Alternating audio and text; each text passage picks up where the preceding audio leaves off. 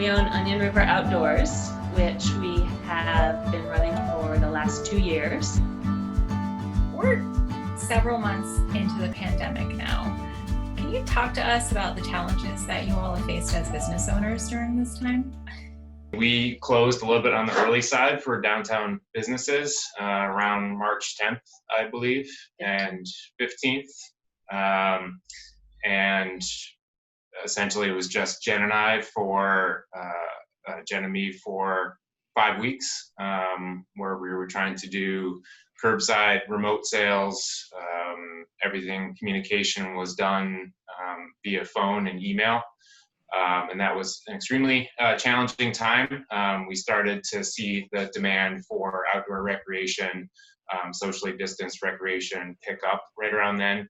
And, as soon as we kind of felt it was a little bit safer after about 5-6 weeks, and started to gradually staff up while demand was exceptionally high. Of course, curbside, our business is meant to be done face-to-face.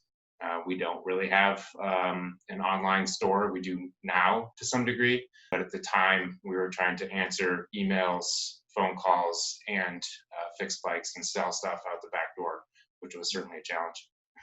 So have there been different steps as far as your reopening process that you guys have taken?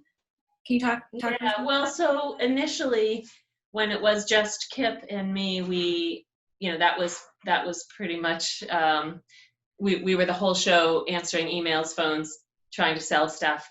And we were watching the guidance as it was coming across and realizing that we couldn't meet the demand ourselves.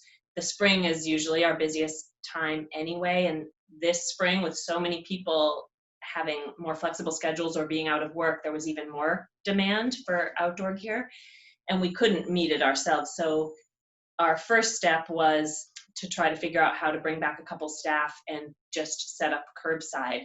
And just getting the word out to the community about how we were operating was a challenge in and of itself, but also figuring out how to keep ourselves safe. Initially, we started with everybody had their own workstation and they were spread far apart. Nobody shared computers or phones or anything. But then as we needed more staff, we didn't have enough computers or phones to be able for everyone to have their own all the time, or tools, bike tools. So we ended up having to come up with cleaning protocol. And we were following the state guidance, but we were also a little bit ahead of it because we needed to try to meet the demand from customers earlier than the state was providing the guidance that we needed. So. Mm-hmm. So then can you talk a little bit about the customer experience right now? If they want to get something from you guys, what are their different options for doing that? We're still offering curbside if folks feel that that's safer, and they're welcome to call or email and check out our contact info through our website. But most people are coming in the front door. We're still keeping the back door closed, where we have our service area.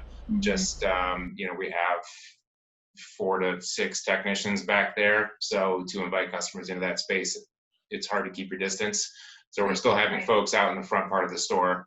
We have hand sanitizer and masks for people right at the door.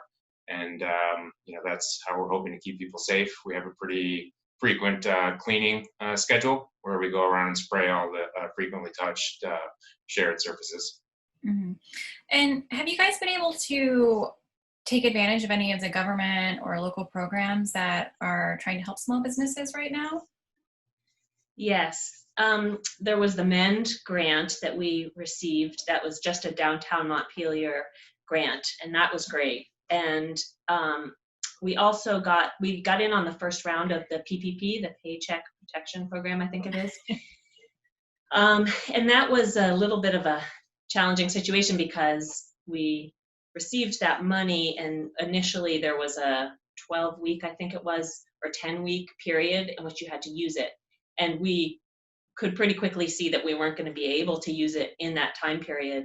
And so because we couldn't staff up enough, that shops weren't opening enough, our timeline was like mid-June. We had to have spent it all or pay it back. And we were still operating curbside and barely able to staff up enough to use it. And so fortunately, that the timeline has now been changed by the government. I was writing some letters and saying, like, this isn't working, this is not helpful, actually, the way it's set up. And I think a lot of people were in the same boat, so that has changed, fortunately. Right. So what can people do right now to support you guys and Onion River Outdoors? How can we help your business right now? Well, probably just continuing to do what folks have always done, which is shopping locally in all of downtown. You know, we're still seeing pretty high demand for outdoor recreation and bike service as well. So we're trying to keep people on the trails. We're supporting trail projects and organizations in town, and we just welcome and thank people for that support in return. Right. And are you guys still, I thought I saw something about like a women's mountain biking class. Are you guys still offering classes for customers as well? Yeah, we managed to pull that one together with an old friend who used to work here, and she offered to host that. So because we are still quite short-staffed here at the shop, we didn't feel like we could pull it off. But when she came into the picture and said, hey, I want to teach this class, we set up 3 Saturday classes, and I think I posted them on a Saturday morning, and by Monday afternoon they were sold out. Like the demand was super high. So so we are looking at doing some more of that. But that, you know, even that, she has to have a very small number so that she can keep people distanced and still they can still all hear her without being so spread out. So, but yeah, a little bit. We're able to do a little bit, and we're looking into some winter workshops as well. Where can people find you online? What are your business hours? How can people come in and shop with you guys? Yeah, so our website is onionriver.com. They can email us at outdoors@onionriver.com. They can schedule service that way if they choose to. They can call the shop right now. Just because we're still don't have full staffing, our hours are a little bit curtailed from what they used to be. We're only open 5 days a week currently, so it's Tuesday through Friday, 10 to 5:30, and then Saturday from 10 to 4:30. So closed Sunday and Monday for now. That'll probably change, but we're just kind of slowly progressing, I guess. Great. Well, thank you to both of you so much for taking the time to chat with us today. We really appreciate it, and best of luck with your business. I know it's been challenging, and we're thankful that you guys are still here and supporting the community and their needs. And so hopefully we can also support you guys as well.